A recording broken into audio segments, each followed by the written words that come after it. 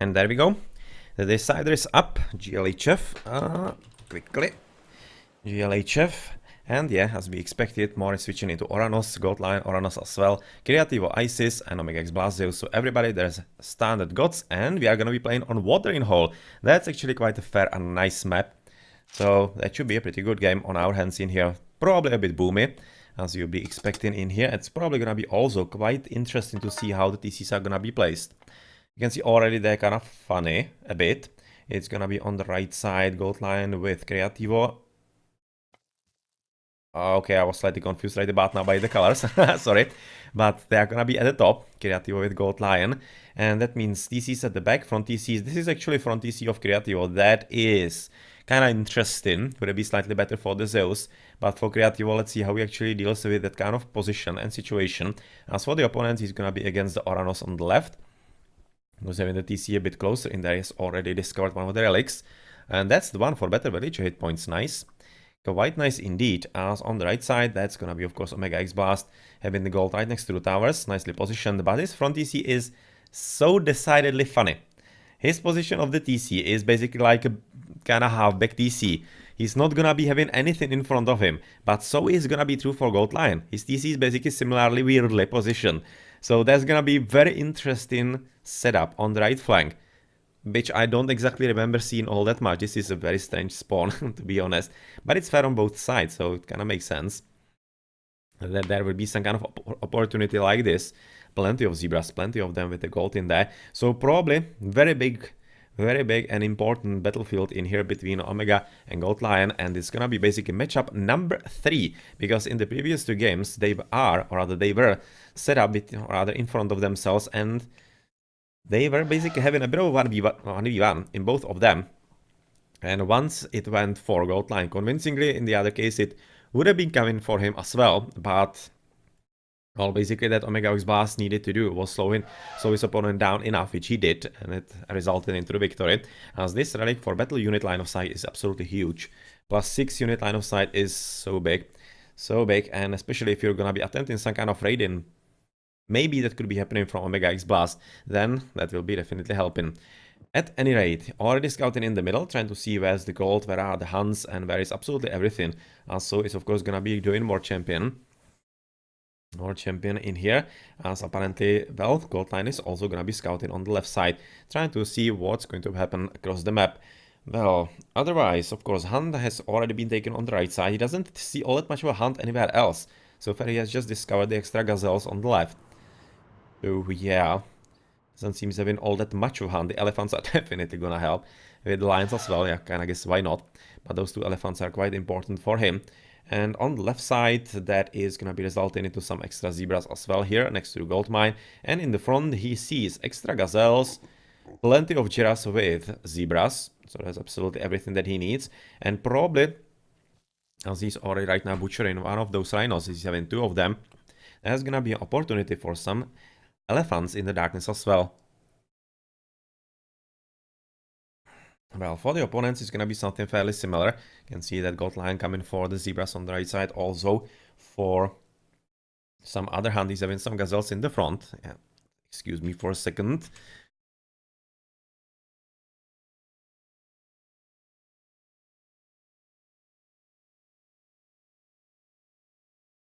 Yeah, just, well, my throat kind of spazzing up a bit in there. As more, well, he's gonna be losing one of those oracles.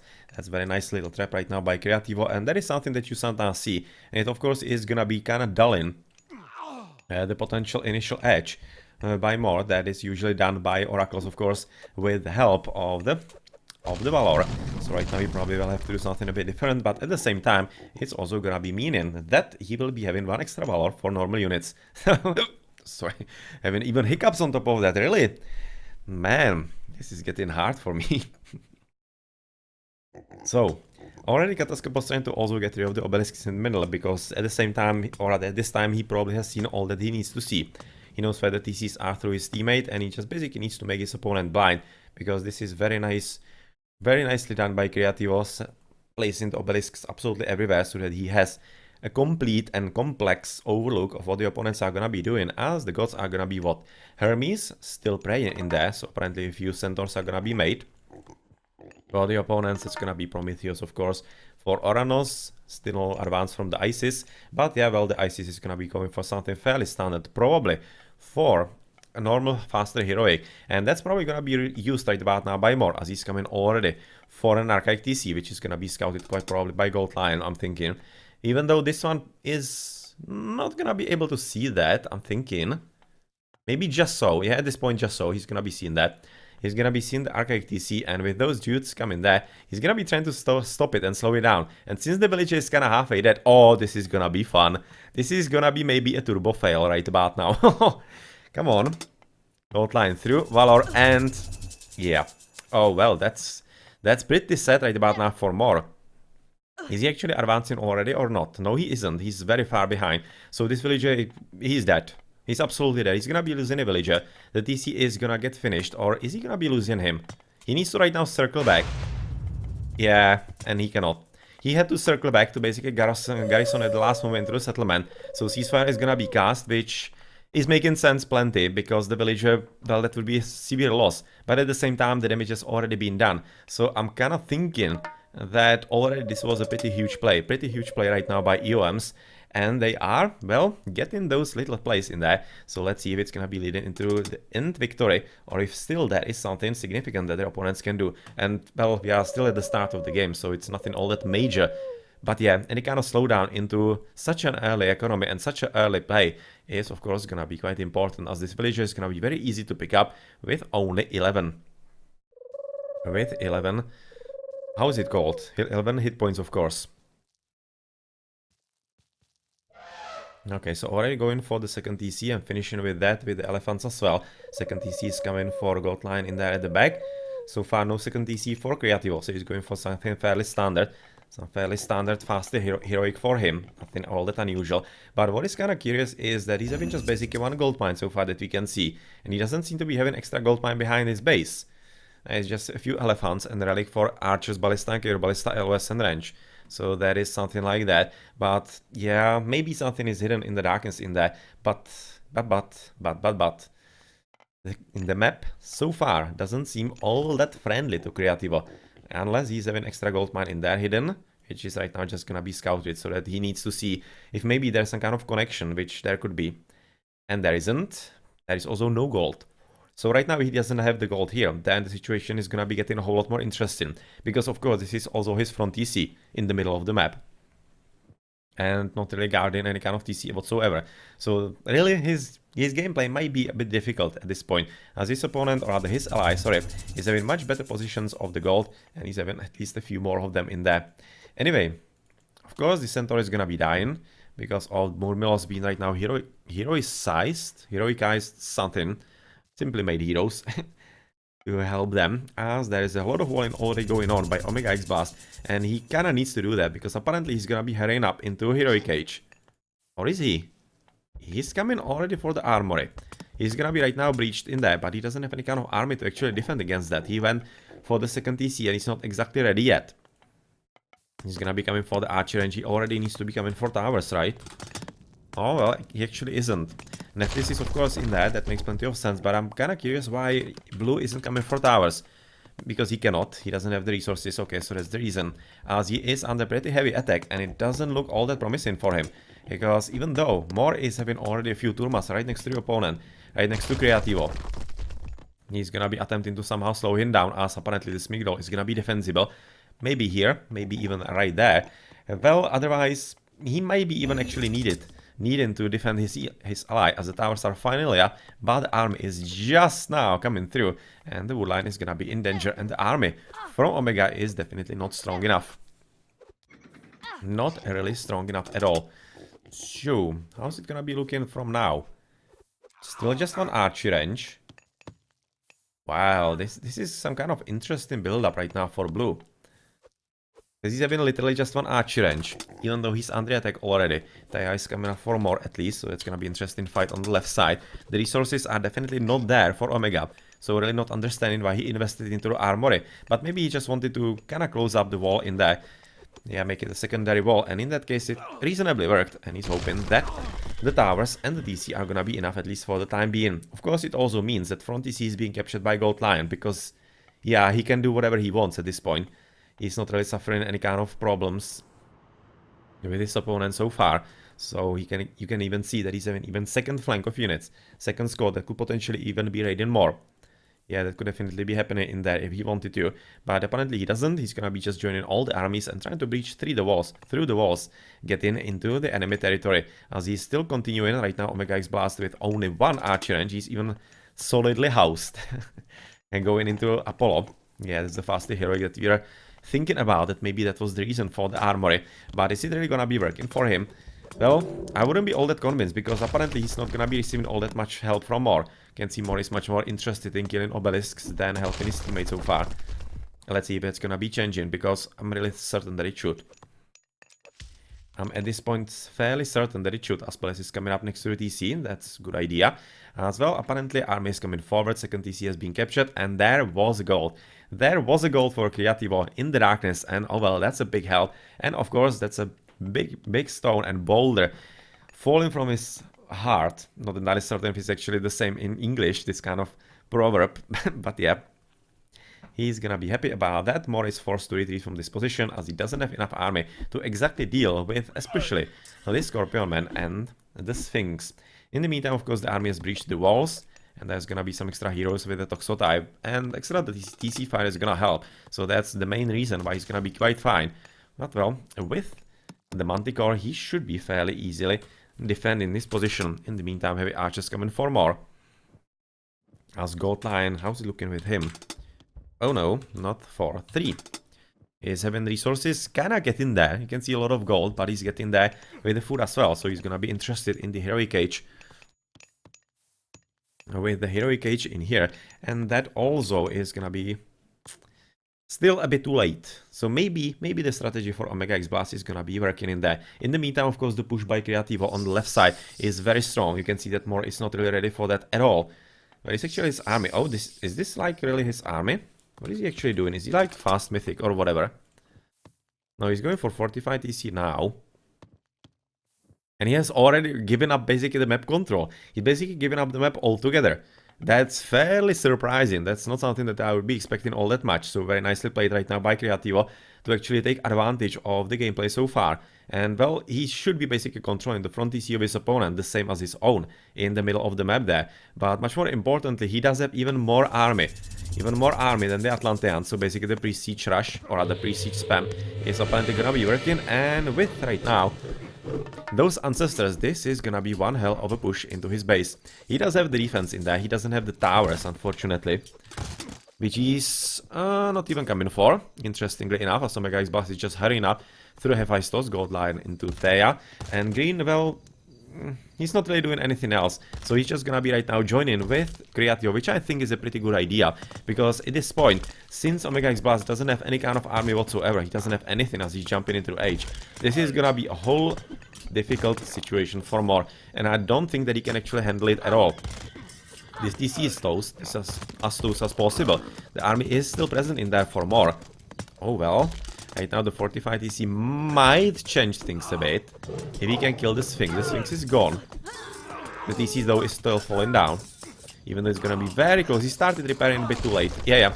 He could have kept it alive. He could have kept it alive if he actually started repairing a bit sooner, but still right now it is gone. And the extra fire is gonna be missing quite significantly. Ancestors are though going down at exactly the correct time. So the opportunity to kill the citizens is unfortunately for EoM's lost. But still, they did gain quite significant advantage by pushing forward here. And they are, even trying to kill the palace, which is apparently quite close to being dead.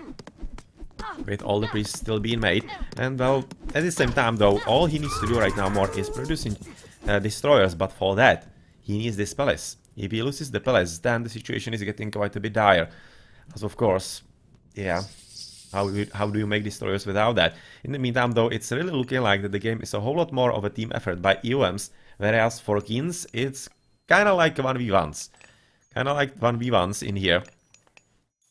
And so far, Omega X Blast is trying to build himself up, and he is working his way towards being upgraded and being effective against this enemy as well. But still, this is gonna be all up to Mor to actually survive as long as possible, and kinda not to tilt. because what could happen is that actually he tilts and kinda rage quits or whatever. So right now Omega X Blast needs to hope that it doesn't happen, because he can potentially be a power to be reckoned with. Because this advance into Mythical Age is definitely decent.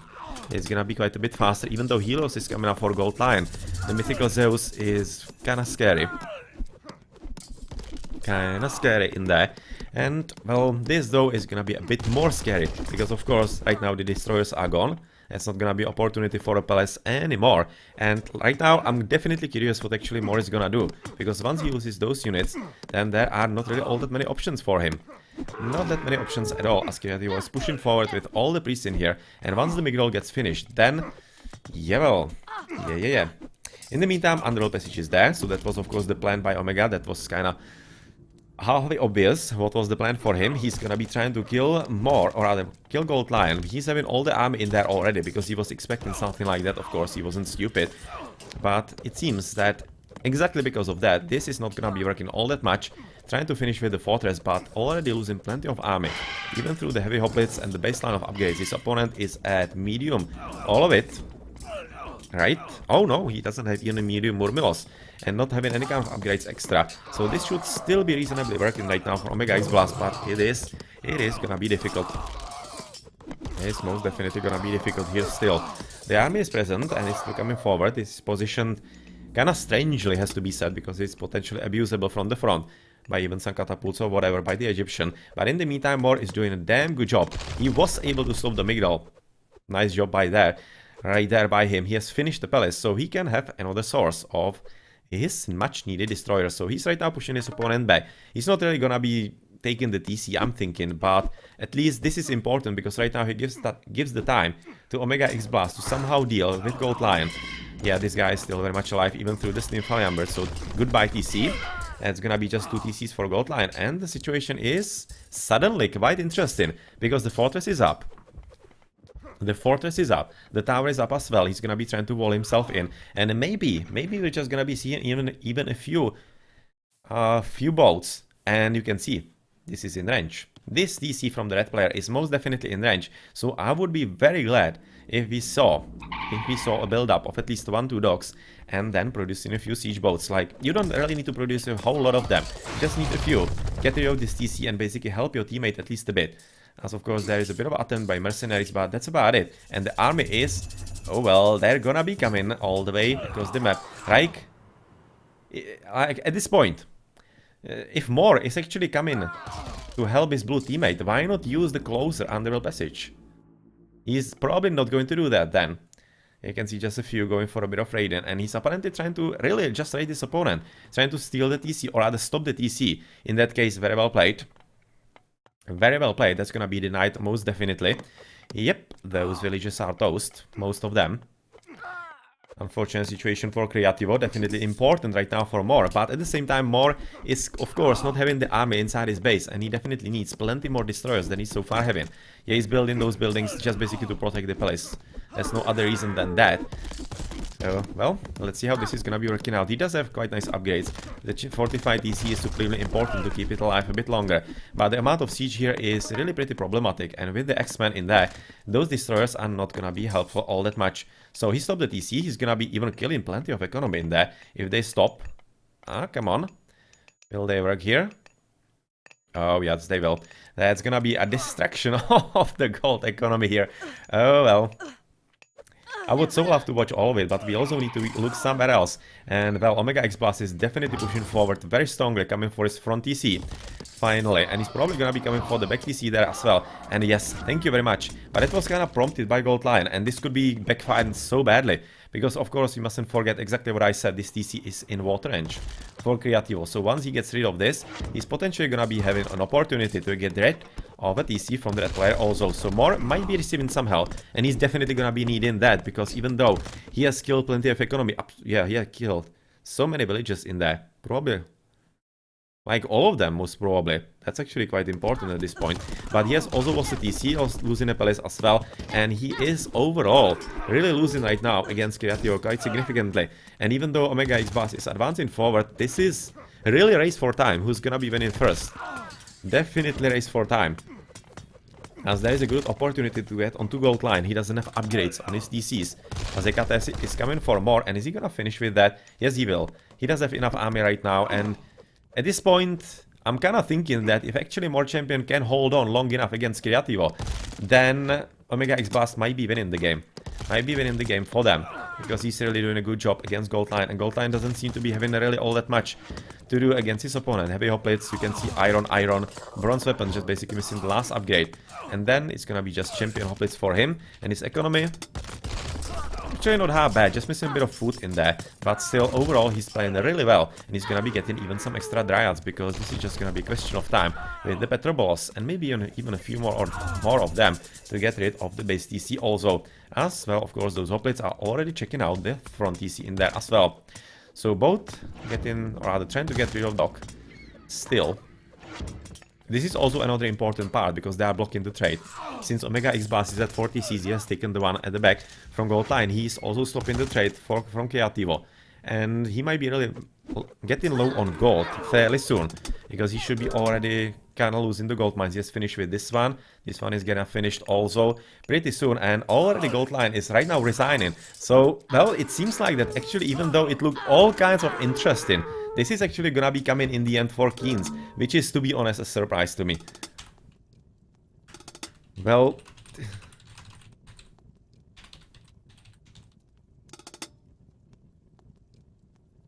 this is a bit of a surprise. I really wasn't expecting this is gonna work, because More was looking so weirdly dead, but he did a very good job of actually staying alive. That was excellent. He was in very tough situation indeed. And, well, their team strategy definitely worked, as even though Omega X Blast looked kind of fishy in there for a moment against Gold Lion, his plan worked, because Gold Lion couldn't just kill him fast enough or do any kind of significant damage to him, and that resulted into this underworld passage behind his base, and Gold Lion just wasn't ready for that, even though he kind of expected it.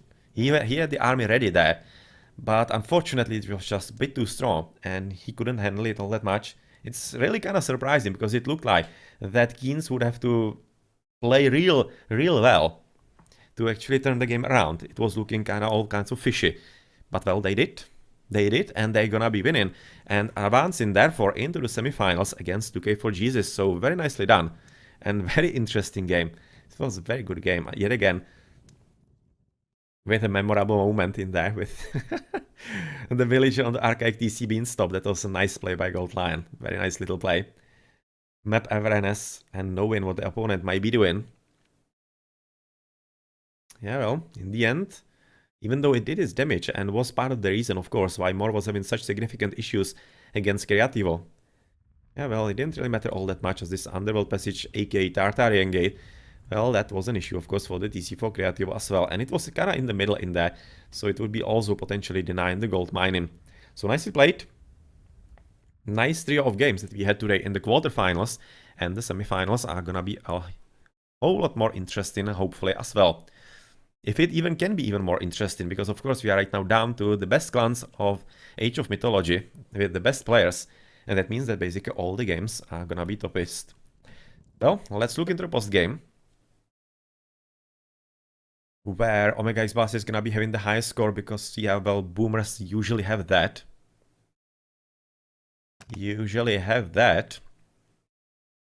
Civilian units kinda okay. Yeah, you can see that even Gold Lion was much better off than More. Just basically speaking to how well was actually More kinda denying the death of his own. Like disagreeing with getting killed. That was really well done.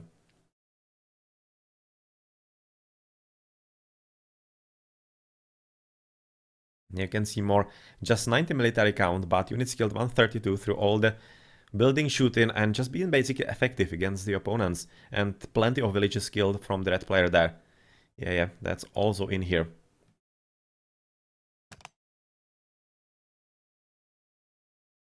That's also in there. Are we gonna be seeing something interesting in the stats there? That was just a bit of raiding at the end, probably something like this. Wasn't really all that evident, because he was just replacing everything quite fast, and he was having even a market, of course, coming up, so not all that apparent in there. But yeah, Nice game and well played, KeeNs. They waited for it, it paid off, even though it looked like that it might not.